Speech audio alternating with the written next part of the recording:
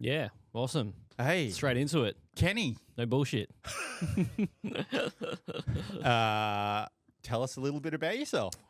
Well, my name's Kenny, and it's really good to finally meet you as well. I've been looking at your podcast for a while, and it's just great to connect. Anyway, so I'm from Melbourne. I guess why I'm here is to basically just have a chat to you. We'll talk about how how I started my own business. Yeah. I'm really interested. Yeah, I guess a big unlock in my life and my personal journey. Grew up in Melbourne. Grew up in I say it in a very white community, in a sense that I was like always Asian. Any Asian in school felt you're the token Asian. Yeah, that's it in every rom-com. Yes, that's it. That's bloody token Asian. Yeah. So my whole growing up has always felt kind of like this other. That's that's my childhood, and because of that, I've always kind of naturally wanting to do always something different. With whether it was at school. Or what I wanted to be when I grew up. It was always not the traditional kind of what I call the stereotypical Asian career path. As in being a doctor. A doctor. Or a lawyer. You know what I mean? Or a chemist. Yes, that's it. Those occupations that bring in good income, stability, all that kind of thing. I was always shooting for something totally wacky and different. Right. The one of the first things I remember wanting to be when I grew up was a circus act, or a magician or something like that. You know what I mean? You're obviously not the firstborn son. Yeah, no. I was. No, you're second or I was third. Second, yes, definitely second. Okay. Yeah, and So you've got an older brother, I've got an older sister, and she's a doctor. No, she's not, but she was very good academically. You know what I mean? Her enter score was like high 90s, Right. I was like 60 something, or you know what I mean? But I just, I hated studying. I hated the whole academic stuff. I hated reading. Mum would always be like, I'm bored, I'm restless. She's like, go read a book. And I'm like, no, I'm not going to do that. But yeah, that was me growing up, and always kind of pursuing something different. You know what I mean? I got into music when I was a teenager, and that's all I wanted to do, just play music and just be on the road and just creating stuff. And that didn't work out, and I had a little bit of a stint at TV, working for Channel V. Do you remember Channel V? Yeah, I remember Channel V. So I worked there for about a year. Still music. Still music, still kind of music or content creation of some sort. Hang on. So as you're going through all of this, how did you navigate the discussions with your parents? Yeah, no, it was always just pushing the limits. You know what I mean? It's always just my parents are always wanting me to, study hard or go get, study IT or something stable, rather than instability. And it was just always just pushing, even even tattoos, even earrings, even dyeing your hair when you're a little, you're a teenager, and just giving lots of headaches to my poor mum. And just always pushing, So my mum's Indonesian, yes. right? Okay. So you can relate, right? I can relate, but there wasn't as much pressure for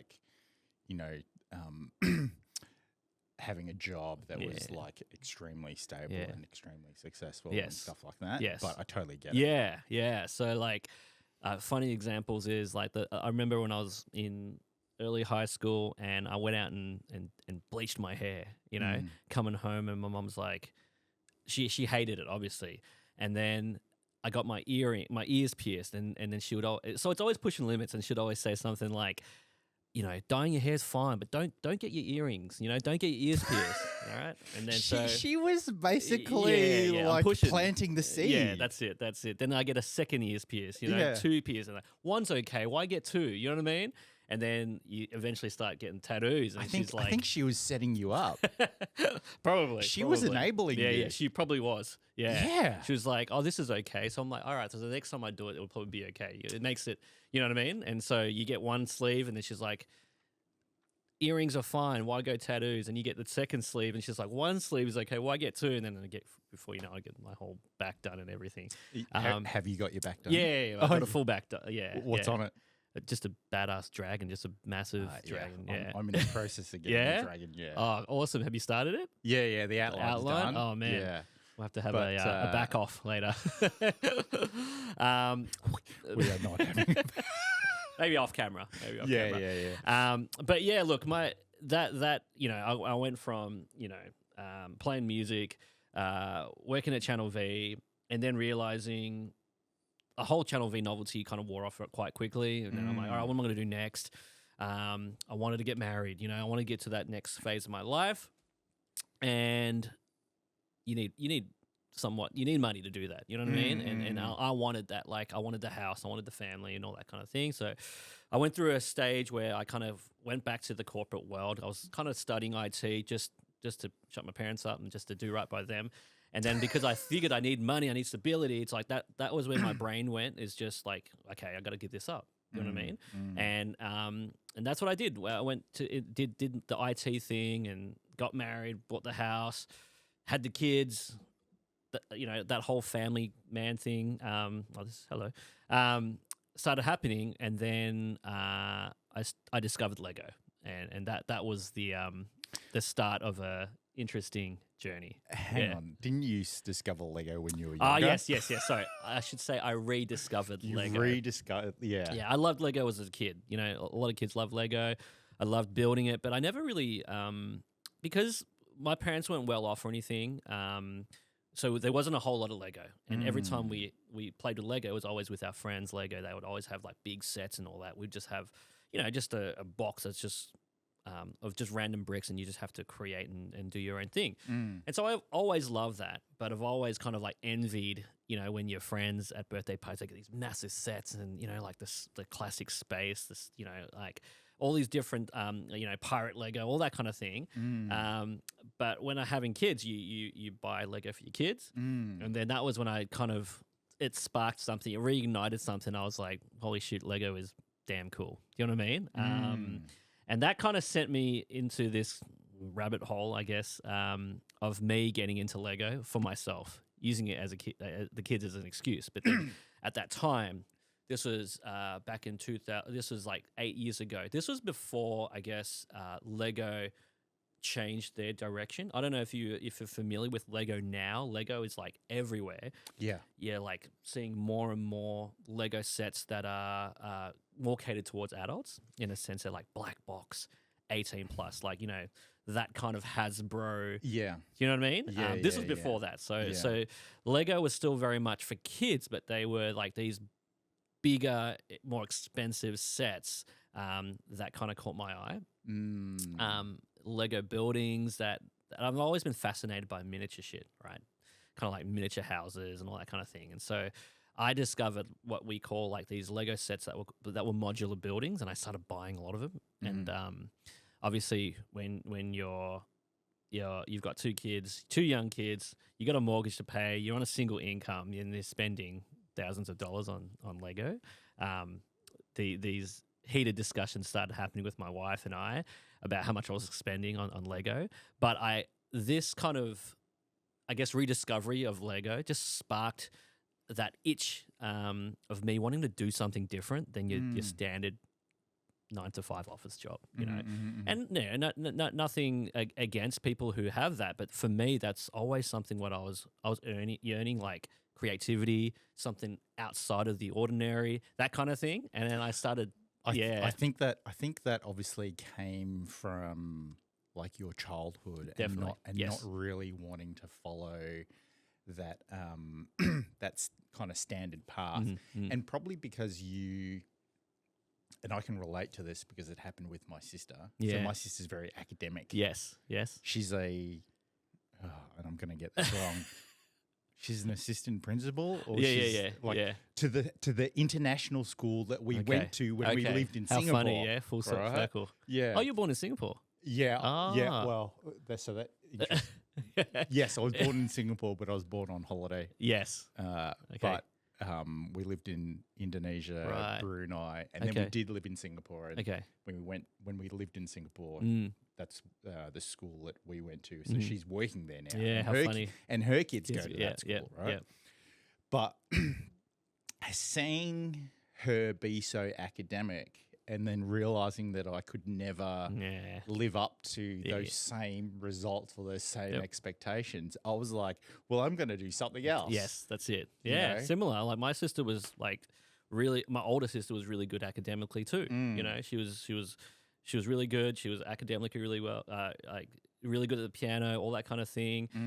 She was involved in like church, really involved in church, and here's me that's not great academically, that doesn't know what he wants to do in life, who's off like playing music and playing in bands, who's not really in church. Do you know what I mean? There's all these kind of things that you're kind of just chasing something else, you know? And that's, I guess, you know, going through the band, going through Channel V, then kind of just living what I call just like, you know, your traditional, I guess, life. Not that I regret any of that, you know, having a family, having all that, growing your family and having a house, that's all great. It was just that kind of creativity, or that doing something different. Yeah. Chasing that creativity is what I was really yearning. So, Well, Lego, the music was your creativity when you were younger. That's it. And so you kind of always, I think you always had it. And certainly, like the guests that I've had on the podcast, it's kind of been a similar vein. Like they've always had this like standard, like not 9 to 5 approach. Yeah. And then there's the creativity side. Yeah. And you know, it's almost like they, if they didn't do the creative side, like they wouldn't feel like they had a purpose. I guess it's or always like they wouldn't, you know, it's always been kind of- in me. You know what I mean? It's always been, even if it wasn't music, it was like content creation or multimedia. Like I loved to like create videos when I was younger. You know what I mean? And in year 12, I remember like I loved like media and I loved like shooting stuff and cutting stuff up and all the editing and all that kind of thing. That's what I really enjoyed. Yeah. So I guess that whole Lego thing really started sparking ideas in my head and I started thinking about like other adults that were like me spending a shit ton of money on Lego and thinking, kind of identifying that there was a business opportunity here. Because I started like dabbling with like all these different Lego sets and then started thinking about lights because no one else had done, there was no lights out there. And so that kind of triggered my mind to start thinking about business ideas or what I could make as a side kind of thing. But it also was fueled by passion for wanting to do it myself. So I always started thinking about me as a customer wanting to put lights in my Lego set. And there was nothing out there. So there was a few unlocks for me. And I think the biggest thing was, you know, I guess kind of I was still kind of limiting the way I was thinking based on what is stable, what is the proper job, what is, you know what I mean? Like, and Lego, you know, who like... That's the brainwashing from the mum. Yeah, but who doubles in Lego and what kind of business can you really make through what was more a kid's toy, right? And so there's a whole bunch of things. Hang on. Yeah. But Lego is a kid's toy. Yes. And that's a business. Yes. So yeah. You know, you flip it on its head and you go, well, that's what they do. Yeah, that's it. You know. But it was just more I guess this was my own thinking. And this is me being kind of trapped in my own kind of ways of thinking or limited beliefs that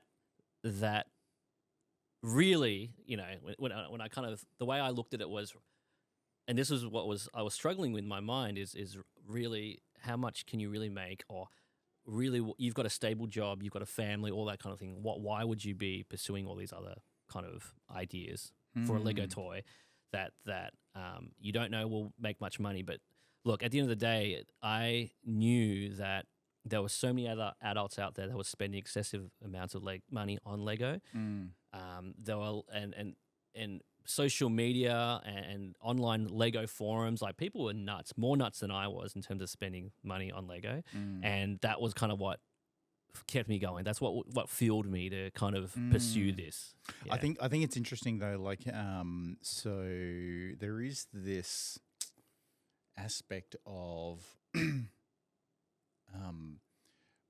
companies, particularly toy companies, will leverage the cycle, like the cycle of life. I don't know. The circle of life. Yeah. Well.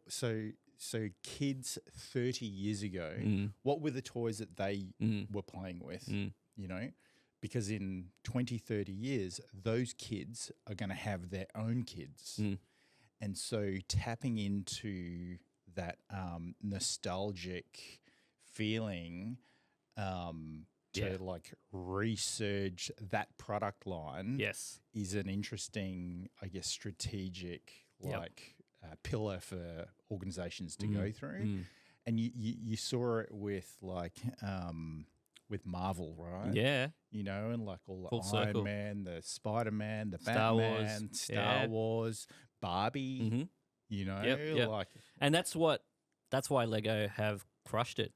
yeah. In the last 5 years, they've just completely taken a very different direction, where they are tugging on nostalgia themes and bringing out like sets like Ghostbusters and Back to the Future. Like, kids don't know about that. They don't identify to any of that. It's the adults.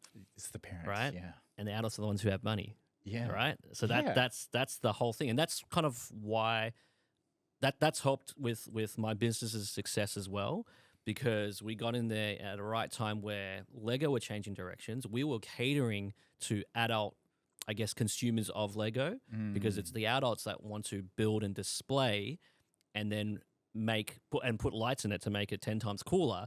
Kids don't do that. Kids are just building and destroying and, creating. They're not going to want to put lights in and destroy it. You know what I mean? Whereas adults will build and put it on their display, just like your helmets. You know what I mean? Yeah. My brother was the only kid that could destroy Lego. Yeah. And I'm like, I would have so many sets from like when I was younger. Yeah. He just chewed it all. Yeah. Oh, he actually ate them. Yeah. It was tasty looking. I'm like, bro, what is going on? Yeah. So look, that's the whole story. I think that's why I started the business. That's how I started the business. Yeah, I really love the fact that you're basically piggybacking off like this resurgence of, Lego, which is I think it's a foundational like experience that as a kid you would have, and every kid would have had it.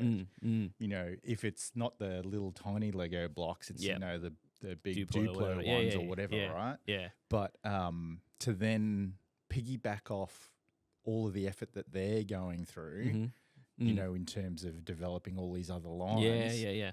Like, your idea of having such a niche, idea has just exploded. That's it. Yeah. And I just look at it not so much from a business tactical point. It's just purely because I'm a customer too. I'm super into Lego and all the builds and all the different kind of designs. So I just want to do it. I just want to put lighting. It's like when I look at Lego and when you see them on display, it's like, why would you not put lights in it? It just makes more sense. It just makes it more real. It makes the display 10 times cooler. So why wouldn't you do it? So that's how I kind of think, and that's how I've always thought about the business and products and growing as a business. It's not there is the business tactical side of things, but there's also I'm just a customer. I just want to make cool shit. You know what I mean? That needs to go on a shirt. Yeah. Just want to make cool shit. I'm just a customer. I just want to make cool shit. Yeah, that's it. Yeah. What were some of the struggles that you had when you kind of like started the business up? I think it was, for me, one of the main struggles at the very, very beginning was just personally being able to break out of this limiting belief or this way that money or stability, you know, you need stability as a family man, as a father. You need that. And that was the challenge for me. And that was what kind of almost made me not start the business. And I had to kind of break out of this way of thinking.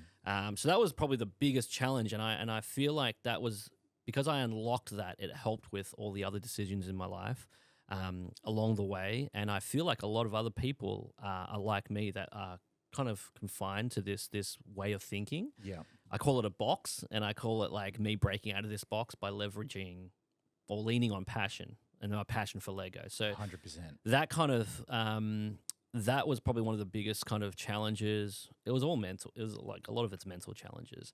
But then aside from that, a lot of it is just kind of leaning more into, you know, because I was working my day job in IT and then doing this business and seeing the success with that and being so like passionate about it and so into it, because I was seeing money coming in and I was making more money doing this than my day job, and just trying to.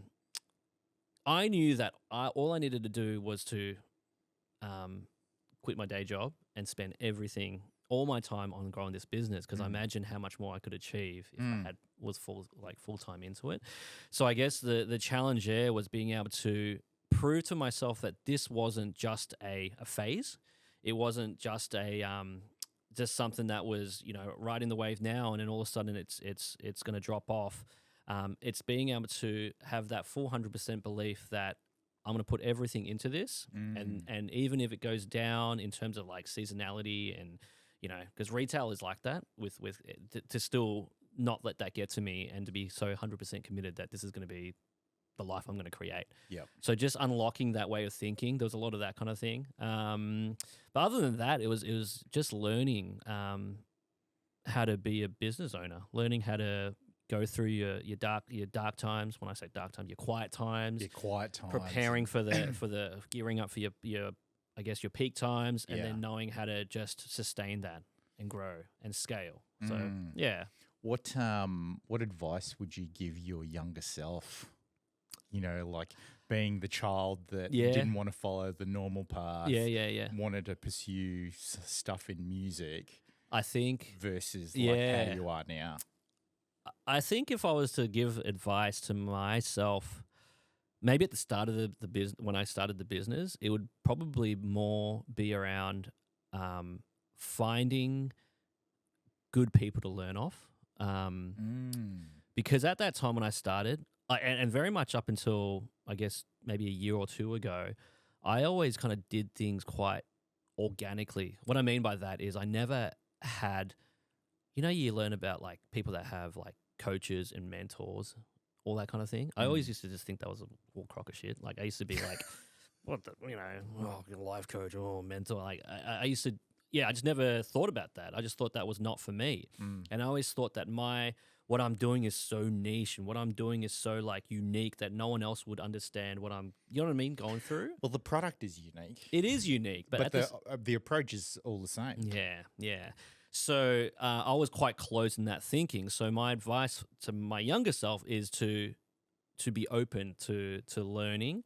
I mean, I've always wanted to learn, but I just never thought that there were others out there who have, because I just looked at very like you have to have had grown a Lego related type of business to be teaching me something, but it's not the case. You know, people just go through all aspects of business, all aspects of life, and there's so many people that you can lean on to learn from. And so that's probably my biggest one is I wish I started, I guess, and I mentioned it before off camera that I kind of a year ago I went through a bit of a personal development kind of journey, and I wish I had done that earlier. Not that it's not that I regret anything, because I know in life everything happens for a reason and you go through different stuff to be able to learn and grow.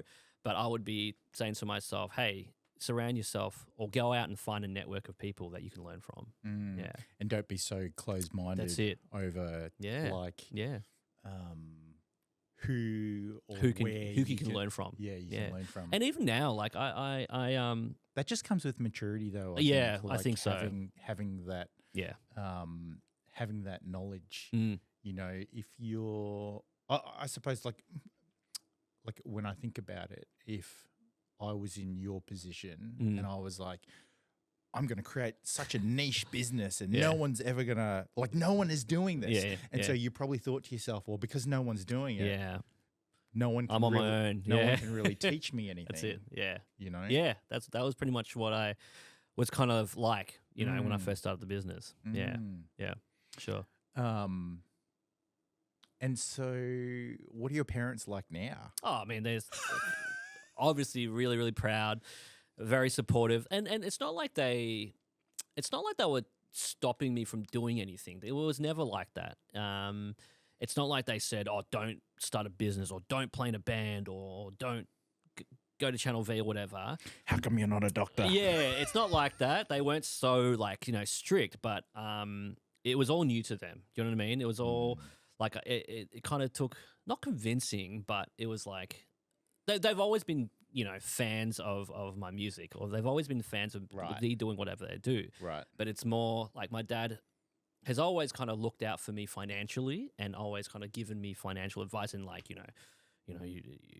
should buy a house as soon as you get married, buy a house, you know, or save up for a house. And I'm very grateful for that advice because I did kind of take that on and have that. But, you know, it was more just like what they think is stability that was what was instilled with me. They only knew what they knew. They you know what I mean? But with the business, yeah, they're super supportive. They're very proud. And now they're telling all their friends about like my bricks. There's I've mentioned this on a previous podcast, but there's a quote that says, everybody will think you're crazy until you make it, and then they want to know how you do it. That's it. Right. Yeah, and you have to be okay with that. You know what I mean? You have to accept that. Otherwise, you're going to have a hard time mentally, you know? I think people who are business owners or entrepreneurs or whatever it is, there's an element of, I don't give a shit what everyone thinks.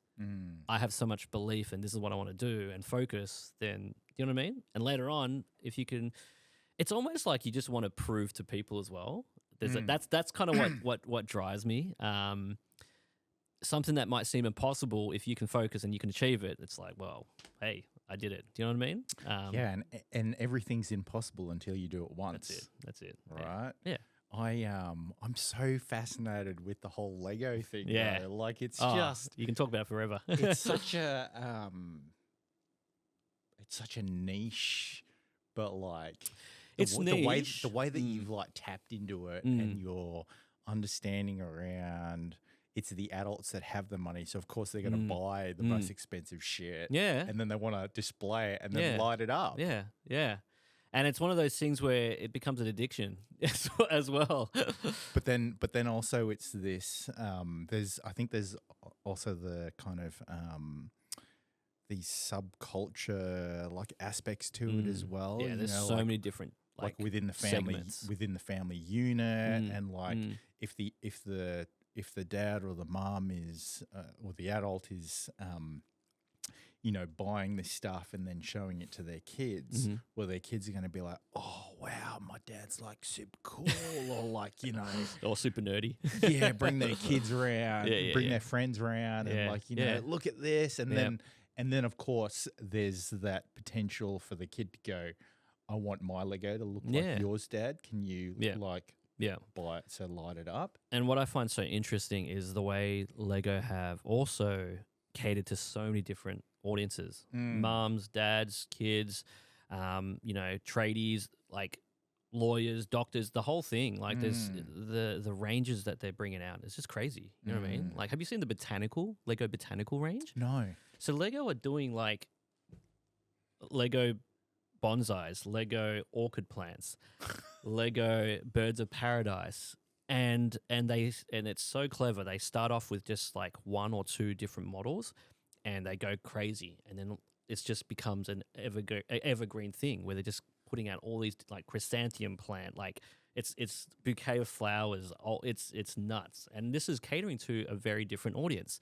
It's not catering to your nerdy basement dad type of audience. It's catering to a much more, I guess, female audience. And I make this joke saying Lego was once the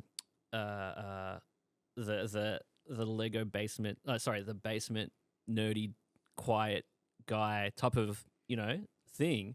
And now it's become something that's more accepted in the household. It's Lego have created new products that's allowed Lego to come out from beneath the basement into the living area, the dining room, the kitchen. With for example, your Lego orchid plant. It's super interesting. Yeah. And there's so many like YouTube clips of people spending like recording and then time people lapsing love that stuff. and then like spending so many days making these things. Like I think was it Mr. Beast's girlfriend or something, or one of them for a Lego thing? Yeah, for a Lego thing. She would always like every week it was like a new big Lego piece, and then she'd like record it and take like Type lapse. days. Yeah. Like there's a lot of even ASMR. Like, have you seen those where they click, click, click, click, and then they they're building like the Eiffel Tower or something. But yeah, people love that stuff. They love time lapses. They love hearing about how much people are spending on Lego. Like people will go out to a store and go, I just dropped 10K on Lego, and everyone's like, wow, and not just that, people are like 10K on Lego. No, it's serious. 18-karat gold. Well, what's making news is like all these like Lego robberies as well. What? Yeah, hundred thousands of dollars of Lego was seized and a drug bust. It's always From where? Like people, because people are smart. Well, I don't know how smart they are. They're not that smart because they got caught, but they're dealing drugs and they're stealing Lego and they're selling it because they know how much Lego is worth now. Oh. Lego is just like Lego's not cheap. You know what I mean? And people are stealing Lego and selling it. People are investing in Lego. It's crazy. It's a whole another another world. It leans on that whole collectibles that's it. aspect, right? And like people collect anything. And the weirdest things, right? Yep. And just they hang on to it. Yeah. And as soon as it's rare, or that's when the price goes up. It's just like the stock market, Yeah. There were some crazy articles. It's probably not so accurate now, but there was, maybe a year or two ago, there were articles saying that, and don't quote me on this because I don't want to get hate, but people were saying investing in Lego, seeing people who invest in Lego are seeing better returns than investing in gold. There's articles. Google it. I didn't say it. Okay, don't shoot the messenger. But yeah, because Lego collectibles, they're for example, when they create the model, after a couple of years it'll retire. They'll stop producing it, and then that's when the value of that Lego set goes up and up. When I was talking to you about the Lego modular buildings that got, every year they'll release one, and they'll be about $200-$300 a set. So the very first one that was released is called a corner hotel. It was released in I think 2010. At first, when it first came out, it was probably $250 Australian. It's worth now $5,000. If you can find it, what the fuck? Yeah, if you can find it sealed in a box, it's worth that much, and people are paying that much for it too. Yeah.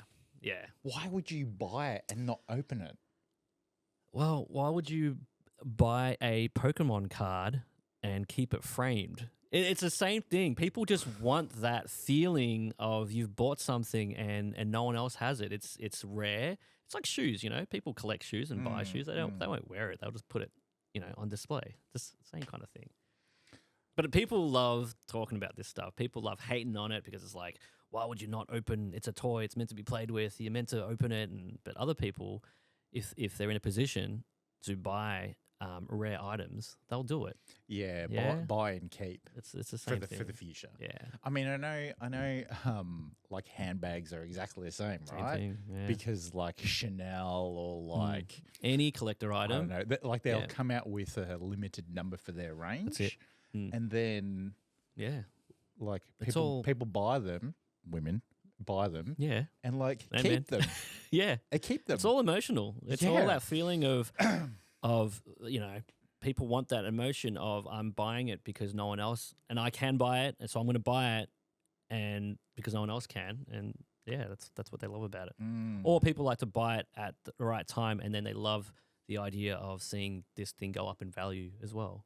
Yeah. So there's a whole thing on people who are buying Lego sets and keeping them as an investment. Yeah. Were you were always entrepreneurial in that sense? But yeah, people have asked me that before. I've never look. In a sense, yes, because I've always wanted to do something different. I've always wanted to somewhat make, I don't, it sounds a bit cheesy, but somewhat make an impact, right? Doing something different in the world. So that, I guess, I've never wanted to just have a business for the sake of having a business. You know what I mean? And I guess, I've always wanted to do something in my life, but I think that this is how I stumbled upon this idea of this Lego lighting business, and that's what has sparked. Now that I've done, this business for 8 years, and I'm at a point in my life where I have headspace to start thinking about other creative ideas. I'm thinking all this stuff, and I guess that is the entrepreneur in me. So it's kind of a funny thing to answer whether or not I've always been entrepreneurial.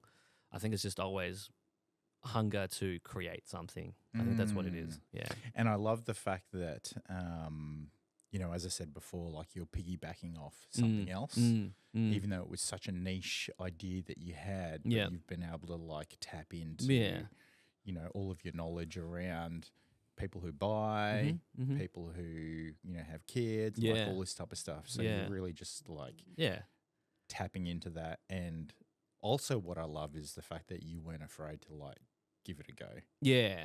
To try it out. I was so driven just to, I guess, prove to myself, prove to my family, and just, really that I could really make something of this. Yeah.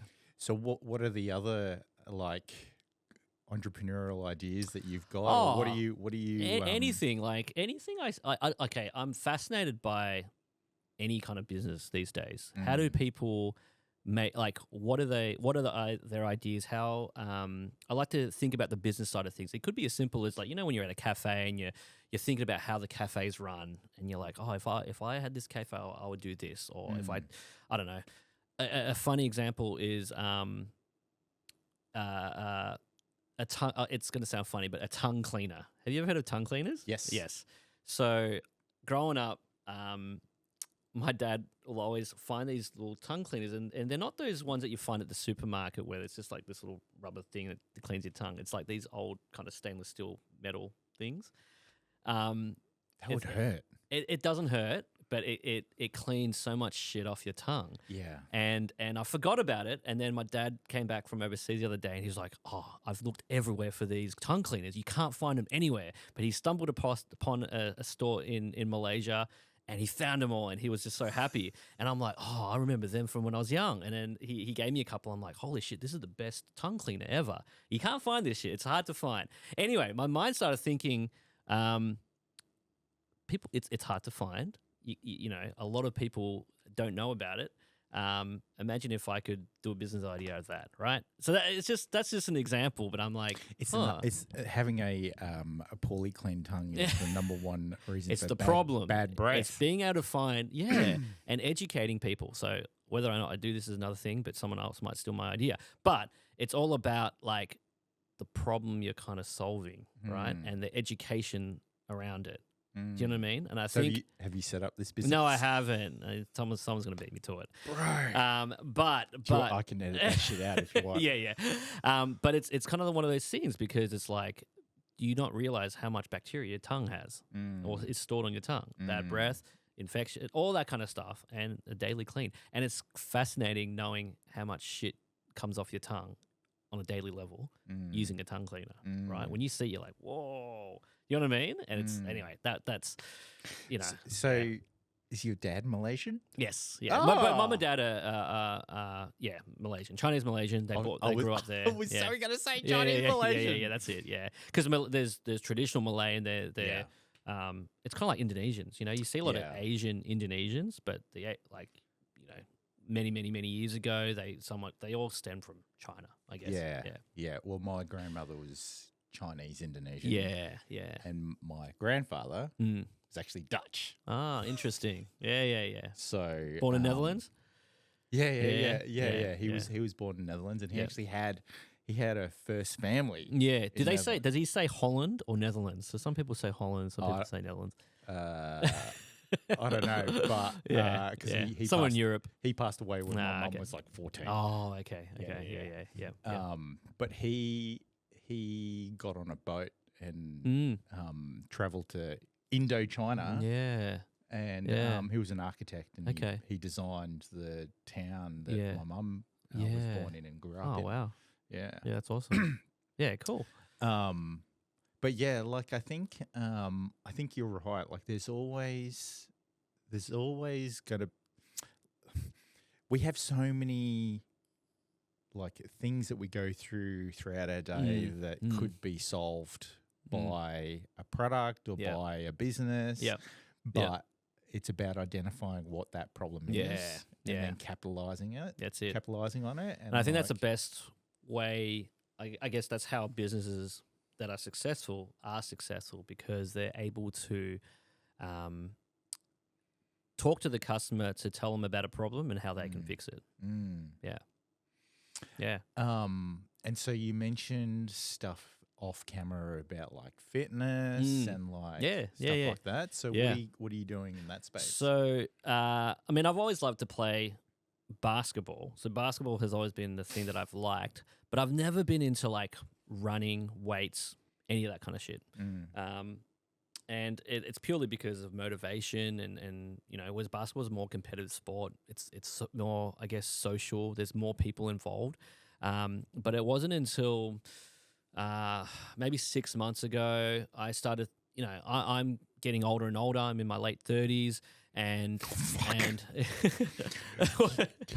you think that's old? Yeah. But you know, in terms of your body feeling old, like you know, you got kids, and then you're like, oh shit, I'm getting old. I'm feeling shit, and not just that, just feeling crappy during the day. Dude, you know? you do not look like you're in your 30s. Yeah, thank you. Yeah, it's because this whole fitness journey, maybe. It's because the Asian. It's the Asian. Yes. Yeah.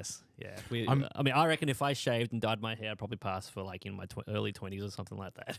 Yeah, the beard definitely makes you look older. Yeah. Otherwise, I'll look you know, I'll have no street cred, I think, if I shaved. But basically, what kicked this whole thing off is just, you know, one, your body just starts to feel like shit. You start realizing that the food you eat, because I love my food, you know, I love all kinds of food, and you realize how that affects you as well. And I'm a big believer in you got to look after your body. You got to look after the way what you eat, your diet, your body, in order to be the best kind of version of yourself. In you know, it's all for me. It's a lot of the mental kind of side of things, to get your body right so that your mind is right. I think that's the thing that I've started.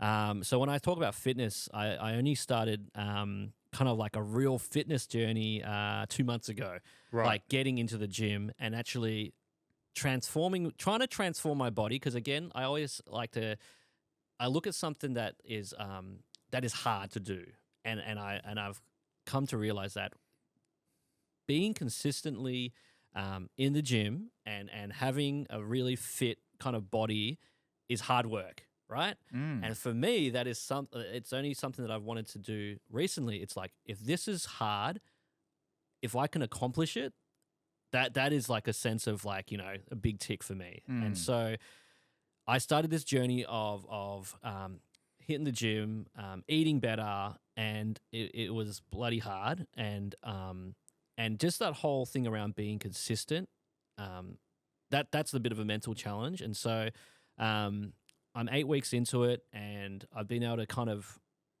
I've had my ups and downs in terms of getting up and motivating myself to actually push myself to finish my workout, all that kind of stuff. That has been something that's been that I've really enjoyed, and I felt like this is probably the best I've ever felt. And I love the idea of someone, let's say I'm in I hit 40, I want to feel stronger and fitter than I have ever been in my life compared to how I was in my early 20s and all that kind of thing. So the whole fitness thing, I just love. I love the whole, not just the workouts, but the whole, strengthening of the mind. I'm into like, good routine, eating well, ice baths. Like I love all that kind of thing. Are you into ice baths? I am. How many minutes? I do 5 minutes at 3 degrees is what I'm currently doing right now. Okay. But again, it's the same thing with ice bath. It's so painful. It's hard. It's like, but I love the fact that if you can get your mind into it and doing it and getting in a routine, it's like if you can go through that pain, you can go through the pain of getting to the gym. Once you do it, it's like you can kind of accomplish. Do you ice bath before or after a workout? Before. Yeah, I mean, I'm working out to try and I guess grow muscle. And having the cold therapy after workouts is actually not working for that because So I do it in the morning, and I think that's what's even harder is doing it in the morning as soon as you wake up. Yeah, I especially in this weather as well. Yeah, I need to get back into it, but I've got an ice bath tub out on the balcony. Yeah. But I got up to like 12 minutes. Yes. Yeah. I used to do 10 minutes at I think 7 or 8 degrees. Just to be like, I can don't worry about 5 minutes. I'll do 10 minutes. But I found that the 5 minutes for me is enough at that temperature that I'm at now. Yeah. I when I first started doing it, I couldn't believe like when you get out, the fact that your skin feels like it's actually having a party. Yeah. It's red. It's so red, but it's like, my God, what is this feeling? Yeah. I remember the first few times I did it, it was like, oh my gosh, how like you feel like you've been in there for like 10 minutes when it's probably only been 30 seconds. Yeah. And you're like, how can you do it? And just that burning sensation when you get out, you just feel like a new person. But again, the reason I do it, it's a lot of people love it for the physical benefits, the dopamine, good skin, helping with your sleep and all that. Mine is purely just flexing the mind and just working that mind muscle. Well, it's the mental struggle that you go through, and the fact that you're doing it in the morning means that. You get the hardest, it is harder. But once you've done it, you're like getting the hardest part of your day done. Everything else should be easy. Same with like workouts in the morning as well. Yeah. It's like for me, ideal morning is doing the ice bath and doing the workouts before you start your day, and that's when you've just smashed it. You know what I mean? That's what I love. And that's what the fitness stuff is all about. When I'm talking about content, it's like I just love sharing that because I know there's a lot of other people that relate. I want to kind of give other people a bit of a push because I've been there where, with the ice baths, like I've gone through stages where I'm doing it every single morning. Then you kind of let it drop off, the weather, and you're like, I feel like shit. And then it's interesting how your mind kind of tries to do everything to talk you out of it. Yeah, and it's like kind of it's been a mental struggle to kind of push yourself to go back into it. So it's one of those things where it's like I'm just creating content to talk about it and to also kind of like give people a little bit of a inspirational push is what I call it. Well, I think it's I think it's just in our DNA to protect and survive. And so when we can see or when we know that something is a struggle, there's that voice in our head that says, no, you can do something else. Yeah. Or like, don't do that. Because always. Because you're going to, because like, it's, no one likes an ice bath. No one. No. You don't. Yeah. You want to be comfortable. You don't want to be in bed. You just want to sleep. 5 minutes before you jump in, you don't like it. 1 minute before you jump in, you're not going to like it. When you're in it, you don't even like it. And then when you come out, you get that insurgence. But what I love is after you've done it, you're like, I did it. I've done it. Yeah. Same with like the workouts. Like once you've pushed yourself, you've done with your workout, you're like, I'm so glad I did it. Do you know what I mean? That's what I love. Yeah. Like I've always been, so since I was 18, I was always like into the gym. I played basketball and all that type of stuff. Yeah. But like, for me, like the gym stuff is about, I guess, kind of like the journey that you go through. Like not so much the outcome. Yeah. It's like the enjoying the process that you Yeah. go through. Yep. And it was very similar. It's a similar aspect like with my photography career in that I fell in love with the process. I didn't fall in love with the outcome. You know, and when you fall in love with the process, you open yourself up for trying to improve the process time and time again. Yeah. You know? Yeah. And so it is also similar with like bodybuilders. You know? They don't like if they win competitions, then that's great. Yeah. But they don't do it because they like love measuring out all their food. Or they you know they don't you know, or waking up at like 4 o'clock in the morning to go to the gym, right? No one likes waking up at 4 o'clock. It's a discipline. It's a discipline, but also they love the process of going through because they know that they're going to get the outcome. You know? Yeah. So I think I just love kind of being consistent, the whole discipline thing. It's so interesting to review or think about how your mind kind of works and how your mind again tries to like talk yourself out of it, and it's trying to like snap that. But I mean, working out, ice bath, like for me, it's just a good time of also just like me time, like reflection, thinking about, you know what I mean? Like, because I'm such a busy, you know. It's therapy. It is. It's it is. total You need therapy. it. It's same with Lego. You know, I build Lego because it's therapeutic. Yeah, for sure. And it's one of those things where when I'm in the ice bath or when I'm hitting the gym or hitting weights or whatever, I always just think about what I'm trying to accomplish in life, my visions, all that kind of stuff. And it's just a constant reminder that to be successful, it's not always easy. And you have to almost get uncomfortable to really hit those goals. You know, otherwise, if it was easy, everyone would do it, right? Yeah. If it was easy, there'd be a pill that you could just take and it would just like bang, do everything, right? Yeah, that's it. I think also there's a lot of there's a lot of, I guess, hate or misconceptions as to why people like get into like health and fitness and all this type of stuff. But like, I don't know, I think to myself, like when you're fit and healthy or you feel fit and healthy, like your mind works better. Yeah, 100%.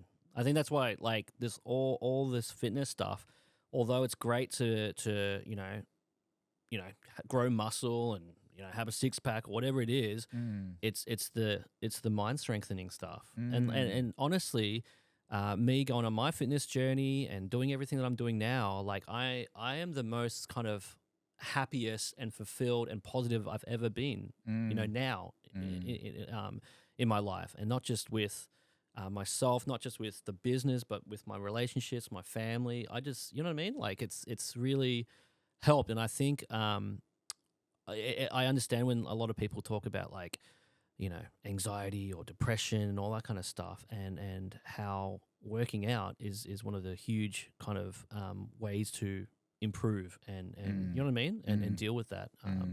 And I love that. Yeah. Have you always lived in Melbourne?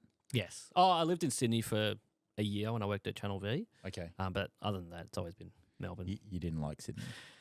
Nah. Sydney's a great place. I don't want to knock Sydney, but Sydney's a great place to visit. But living there was a bit chaotic. I think it comes down to like city planning, you know. Yeah, that too. And it's one thing I did find, which is interesting, my experience with living in Sydney is that everything is just so go, go, go. And like I lived in an apartment where you had to go upstairs and stuff like that. And you'd go past people all the time, but no one really acknowledges you. Everyone is such in a rush. They're just out the door. Whereas in Melbourne, when you pass people, like say they lived in your apartment block, you kind of be like, hey, you know what I mean?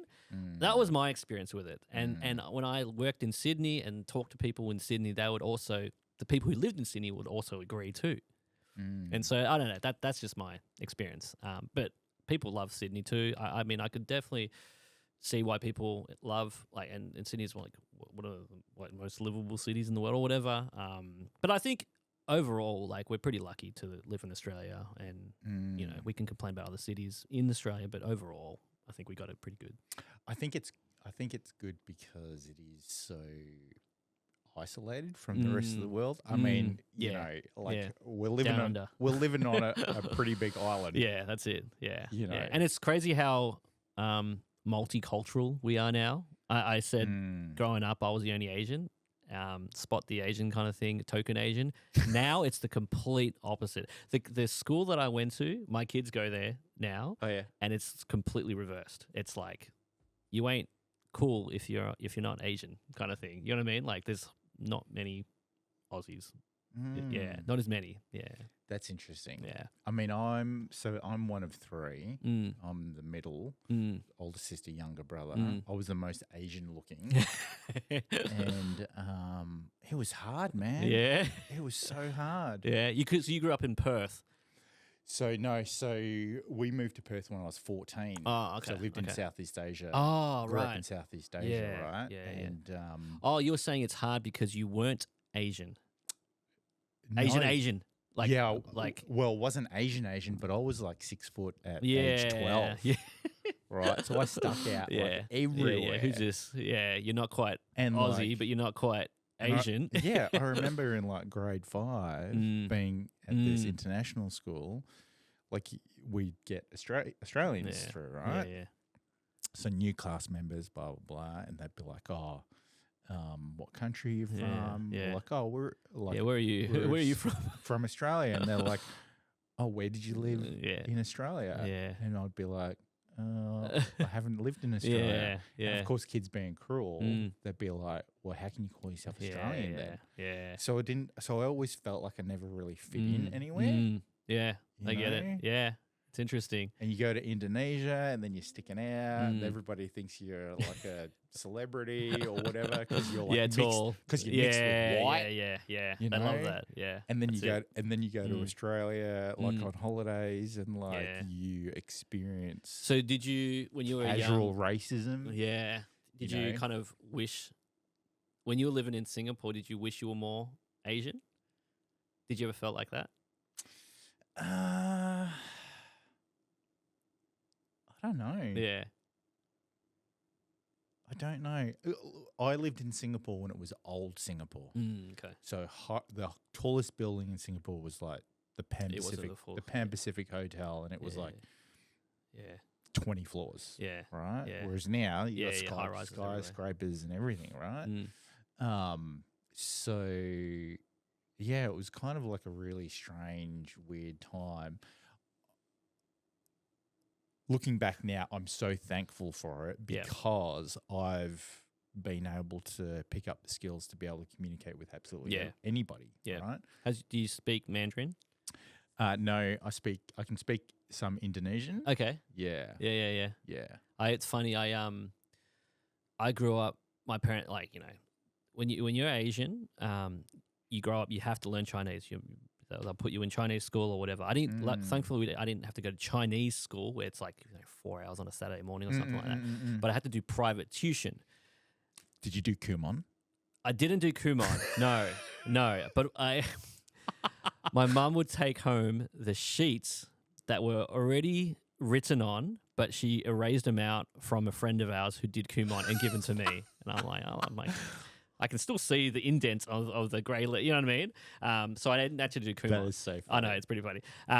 But with private tuition of Chinese or Mandarin, it's like I don't know how many years of it. I reckon 10 years of it probably, and I don't remember a thing. And it wasn't cheap. That's why you did 10 years, because you weren't very good at it. Yeah, but it was just like, it's crazy. The Chinese that I know now is only just stuff that I've just picked up as an adult. Yeah. I did 1 or 2 years of Indonesian at school, and I know more Indonesian than I know Chinese. Yeah, it's crazy. Yeah. Anyway, but Mandarin is one of those languages that you regret not learning it, or because it's so you know, it's so premium now. It's, I think you regret not learning it because of the influence of the just business everything. opportunities and everything, for sure. right? Yeah. Having said that, you know, Chinese have also adapted to cater to the Western world too. Yeah. But yeah, I mean, that's how I started the business, because I had a colleague of mine who was mainland Chinese who did the kind of translation for me to find our first supplier and all that kind of thing. So, you know, if you can't speak Chinese, you find someone who can. If there's a will, there's a way. Make it happen. I think you mentioned it earlier about surrounding yourself with the right group of people, right? Yes. Yeah. And so acknowledging that you didn't have that skill set, then you go out and find someone that has that skill set. Well, that's the thing. And I then think you build on it. Yeah, I think that's another thing that a lot of people that run businesses or they go through a business journey, they try and do everything, and that's very normal. And that's what I was doing. You try to basically end up spreading yourself way too thin, and it comes to a point in time where you have to admit that you can't do it all, and you have to find people who are actually better than you at doing certain things, and that's when you'll see. That's another unlock, and that's when you'll start to see real good growth as well. God damn it! Yeah. I'm producing this podcast all on my own. I think I'm doing a pretty good job. Nah, you're doing a great job. Yeah, it looks great. I love it. Yeah. Look, I'd love to have a dedicated studio or whatever. I am thinking about doing some other versions of this podcast. Yeah. Because actually my fiance, she sent me this video about how successful Balenciaga is doing. Yeah, okay. And one of their key kind of, I guess, strategic principles is do things different. Right? The edge. Yeah, and so like with buttons, for example, have like square buttons because it's different. Yeah. You know, everyone associates a button as being circular. That's it, yeah. Yeah. And in this video, they also said, like, with podcasting, like, don't do a standard podcast in a studio. Do it on the train. Yeah. Yeah. Like, do it in a different environment. Yeah. You know, and with some of the stuff that's happening, or that you can see, like, on social media and stuff, like, people are doing stuff all the time, like, in different locations. Everywhere. Yeah. You know? Getting a coffee or, you know, outside somewhere. That's why I made the joke about if I was allergic to cats, then you could probably just do a podcast outside. It's on the grass, it's in the front. It's all good. Anywhere. It is. Yeah. It's just power. All right. Next controversial question. Yeah. First tattoo and favorite tattoo. My favorite tattoo. I'll go with my favorite tattoo. Is probably my back. Is that dragon? How many hours? Oh my gosh, how many hours? I honestly I had it at one point, but now I've lost count. I wrote it down somewhere, but it was a long time. I think it wasn't like sometimes you can book your sessions every 2-3 weeks or whatever. This was just over the course of probably a year and a half of just going in like every now and then, just get a little bit done. But it's just a giant badass dragon. That's all it is. Dragon and clouds and all that kind of stuff.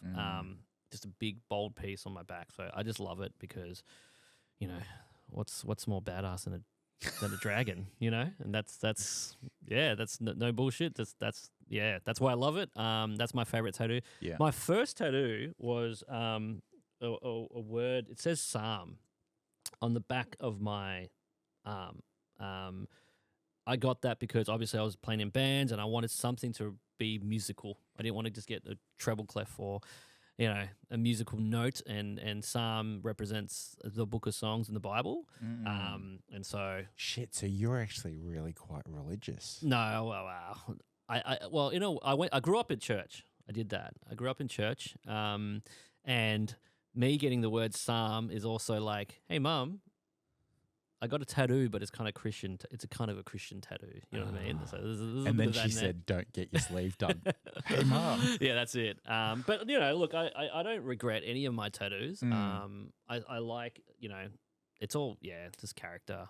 But I did make sure that I've always wanted tattoos since I was like a teenager, but I didn't get my first tattoo until I was probably like 22 or something like that. Right. So I could have got it a lot earlier, and I'm glad I didn't because some of the tattoos that I wanted to get, I probably would have definitely regretted those. Yeah. You know, just flames and, you know, there's punk rock. I was really into punk rock, and I remember just ideas I had in my head. And I don't want to like diss people who do have that or anything like that. But yeah, just some of the tattoos that I wanted to get, I'm glad I didn't get now.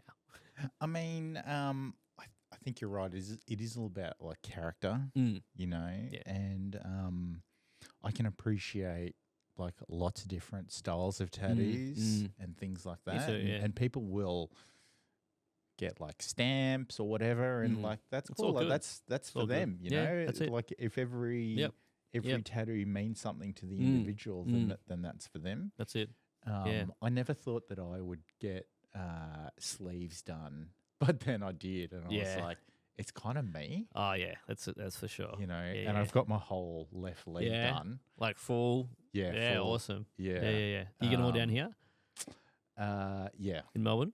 Yeah. Yeah, cool. Yeah. And then so I've got like the outline done on my back. Yeah. Which is the dragon. Yeah, cool. And I'm just like, I had no idea like spots on your back was so Fucking painful. It's really painful. And like, even more painful than your knee. Yeah. Or the back of the knee. Oh yeah, elbow. Like I remember someone told me about that. Yeah. How low does yours go? It's like full back, like right okay. in between the butt cheeks. Yeah. And then the tail is going to be down the back of the thigh. Butt. You don't think that the butt is painful? Yeah. But it's fucking painful. Yeah. Especially when they're doing the outline. It's like someone's like literally like cutting your ass. Yeah. But yeah, that's the other thing with tattoos. For me, it's like if you can go through the pain, you've accomplished it, and that's what makes it cool because you've got, you know what I mean? No pain, no gain, that kind of thing. Yeah, I love that. It's cathartic as well. Yeah, that's it. Like I find when I'm, face down or like I'm on my side or something, and you're like going through 5 hours of this, and then you have to do the cling wrap like for a couple of days after. That whole process of going through the cling wrap and seeing, the kind of like skin come off or like the ink kind of tear away or whatever, and then transformation. And then you see the final product. Yeah. And that's what, when we talk about content, that's why people love watching those pieces of content where you see before and after or transformation of things. Yeah, it's cool. Okay, so next question. What inspires you? I think, when I don't do a whole lot of reading. I'm not there yet. I haven't been my whole life in terms of reading books, and I'm not quite there yet. And I say yet is because we never know. But I like to consume content just through like YouTube and social media and all that kind of thing. But I love just seeing people that have that are like 10 steps ahead of me in terms of life, not just through wealth or their business, but through what it appears to be like their family, what they've achieved. So for me, my inspiration is more just the focus on what my vision and dreams are, and just being able to not manifest it, but just manifest it is basically just live my life that there's no other option but this. So that is one of my inspirations, but just learning from people, and that's kind of where I get my inspiration. Just the thinking of you don't have to do it a certain way. I think that's the biggest thing too, and that you make your life your own. You don't rely on how things have been done traditionally, and just make your own way, kind of thing. I think it's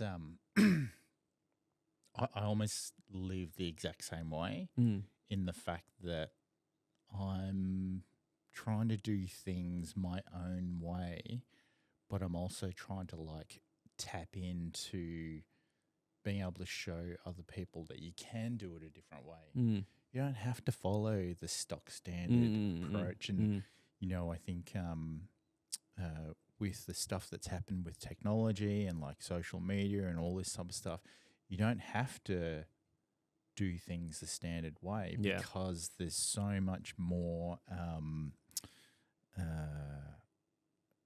agency that you can take over your own control of what you're doing. Yeah.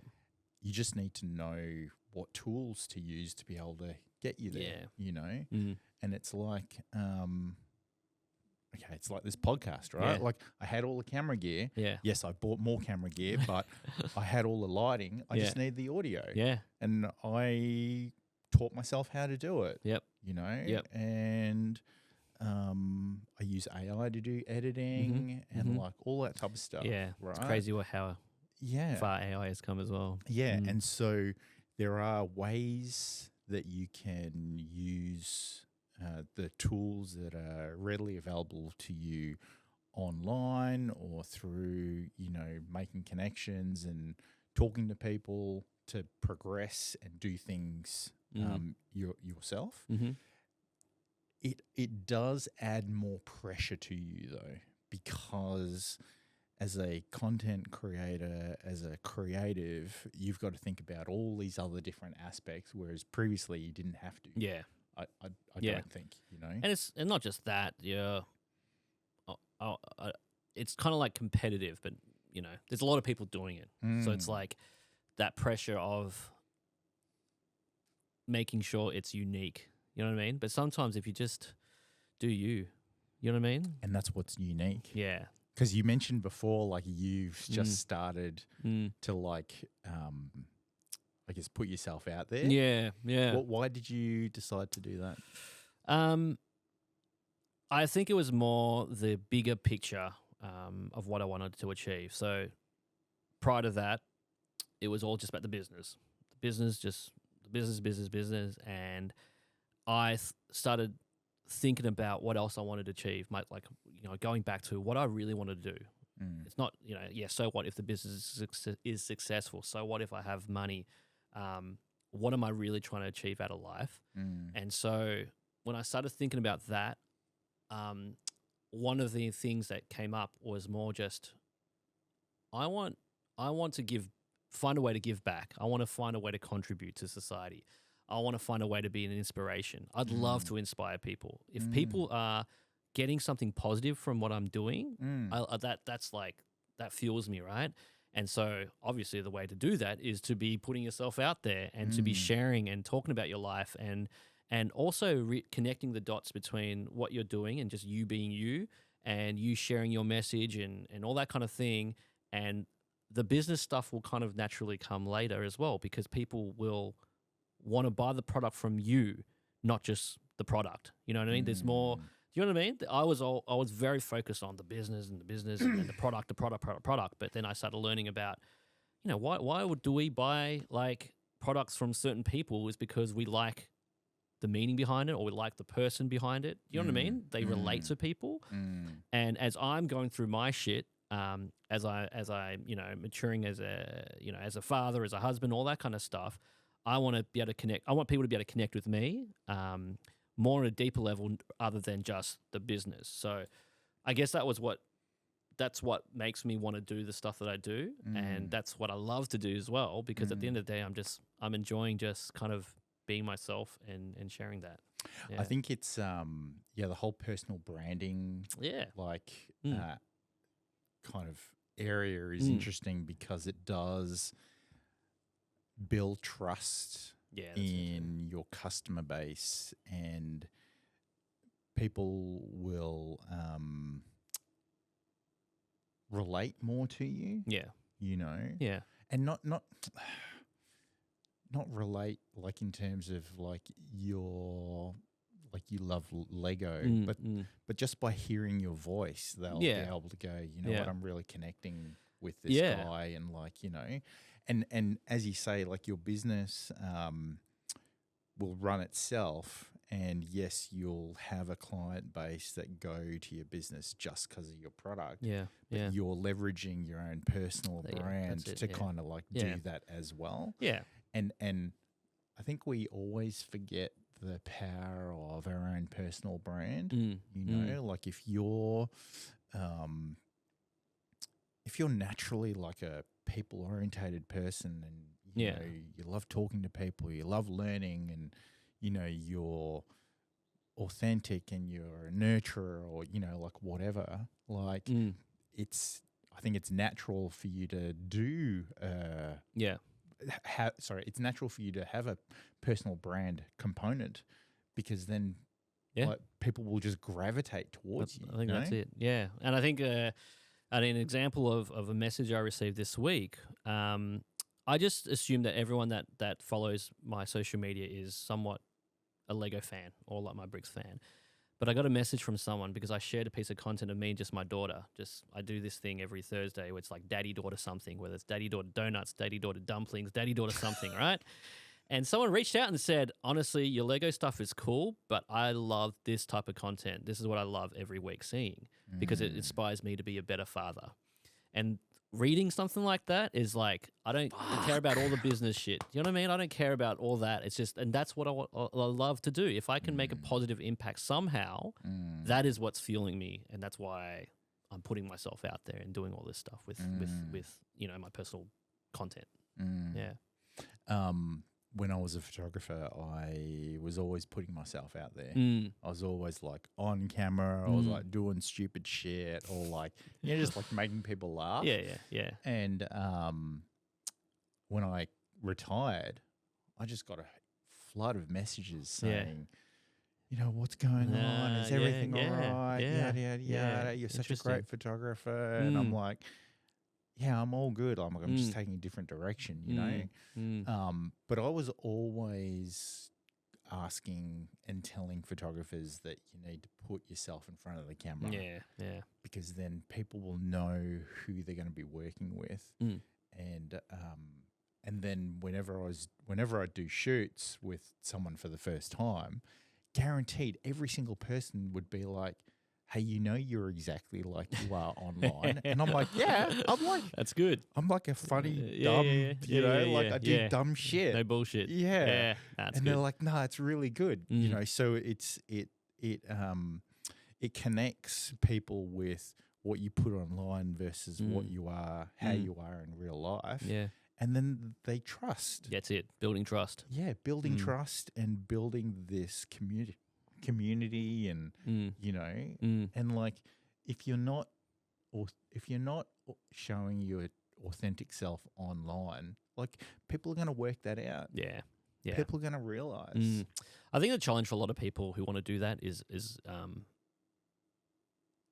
starting out and being okay with not being the best at the start. You know what I mean? And I think even for me, if I think about my old pieces of content when I first started, I look back, I'm like, shit. Like, you know what I mean? Yeah, it is. But you got to start. Everyone starts somewhere. Everybody starts somewhere. Yeah, that's it. Yeah. My last podcast, Jaden, he did a shoot with a burlesque performer, and she was practicing to do her first burlesque performance, and he was asking her questions like, like, how do you feel? Like, are you nervous? And she's like, yeah, I'm really nervous. And he said to her, you've got like mentors, right? Like other burlesque performers. She's like, yeah. And he said, every single one of them went through the exact same thing you're going through right now. Everybody has to start somewhere, but the inaction, you end up regretting the inaction. Yeah. Because at least you've like given it a go, right? Everything's a muscle. You got to work that muscle out. Otherwise, it's not going to be strong. It's like that with anything. With working out, with content creation, with business, with anything, public speaking, that the whole thing. Like it. Yeah. Just start somewhere. What are your plans for the rest of the year? The rest of the year, it is continuing my fitness journey. From the business side of things, I actually hired a general manager to take on day-to-day of the business. So to run, take care of things, so that I can focus my time on myself and vision for the company. Yeah. Sharing my messages, getting in front of more people, networking with people, getting on more of these kind of things to just share and inspire and grow. So for between now and the end of the year, it's just focusing on that and just being happy and enjoying and being creative. And coming out with a tongue scraper Yeah, product. Yeah, potentially. Yeah, who knows? Is it Lego? No, it won't be Lego. This will be a different audience. What I really love about your story is like, again, and I think I said it before, like just your passion and drive to seek out and do something that you felt like you needed in your life, and then you tapped into like other people, and like just the way that you were able to like orchestrate all of that and like make something of it. Yeah. You know? Yeah. And you said that, so you've been running the Lego Lights company for 8 years, which means you went through COVID. Yeah. Yeah. I did. It was probably one of the scariest, challenging times of the business, but then we came out on top, and it ended up being like one of the best kind of triumphs, and only just basically fly kicked us into in the positive direction just to succeed and we learned a lot, obviously, and in business you learn a lot as you go. But yeah, COVID was a really interesting time, but it was also a good time where when we came out on top, the business exploded from that too. Yeah. Because I guess you kind of, like with your product, like people didn't have to go anywhere. No. They were all stuck at home. I mean, like you adapt, right? So through COVID, you all the rules you technically couldn't work or go to work, but then we adapted. Social media was one of the key kind of drivers of our success prior to that. So all we did was just double down on that. Yeah. We worked from home. We pumped out content, and then because people were confined to their homes, they were on their phones. They were rediscovering Lego because that was like, what do you do with your time? You indoors, you build Lego, and then because of social media and our ads, they found Like My Bricks, and then that's how it just exploded. Yeah. Last question, and then we'll wrap up. But if you could have dinner with anybody, dead or alive, who would it be and why? It's funny, I did a content piece on this exact same question not too long ago, but I said Bruce Lee. Bruce Lee is just the best kind of, to me, the best kind of representation of an Asian man. just a kick-ass dude, broke all the stereotypes, just smashed it, there. And not just that, like he was a kick-ass martial artist, movie star, all that kind of thing, but his mind, his philosophical kind of presence and all the stuff he says, like I resonate with a lot of it.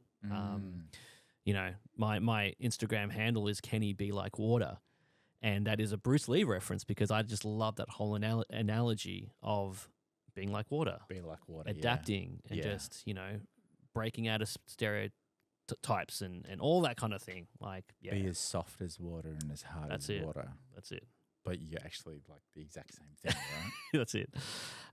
So that's. Were you into martial arts? Yeah, I never actually practiced it. I never actually but mate, I've watched that much martial arts and Bruce Lee movies. I'm confident I could fly kick out that window. That is hilarious. That'll be my outro. Yeah. How can people find you? Just on Instagram, social media? Kenny Be Like Water. Kenny Be Like Water. That's it. And then what's the website for lightmybricks.com. Yep. That's it. So any Lego fans out there needing some lights to light up their stuff? There's only one stop. That's it. Are there competitors? There are. Oh, there are, of course. If you're, if you do but well, they're just not be the same. Nah, not the same. There's a lot of they are actually look. They are good at what they do. We've had to basically not be complacent and always be ahead. Are they as good as your legal team? Hell no. Hell no. They're not as creative. They don't have as good of a brand. But I don't want to underestimate the power of your competitors. Healthy competition is great. But our competitors are, they're Chinese companies who have basically They have copied what we've done, but they are also doing well too. I don't want to trash. Actually, I'm going to trash talk them. Don't buy their shit.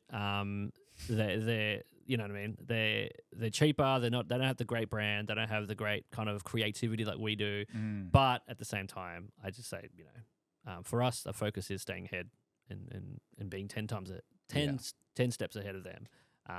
But yeah, of course, there's always competitors. Yeah. And, good. There's always going to be competitors, and anything you do, anytime you innovate, of course, they're always going to be kind of looking and trying to do what you do. But that's why it's important to not be complacent and to adapt and to stay ahead. Yeah, it's not be complacent, adapt, stay ahead, be relevant. And I think probably one of the greatest things that you're doing is the content that you're creating and being relevant and creating that connection with people, not only in your business, but like in your other personal stuff that you're putting out there. Yeah. And thanks so much for coming on the podcast. It's been a great chat. Yeah. It's been awesome. Thank you. Thanks everyone for listening in. Make sure you hit subscribe and that notification bell, and I'll catch you guys all in the next one. See ya.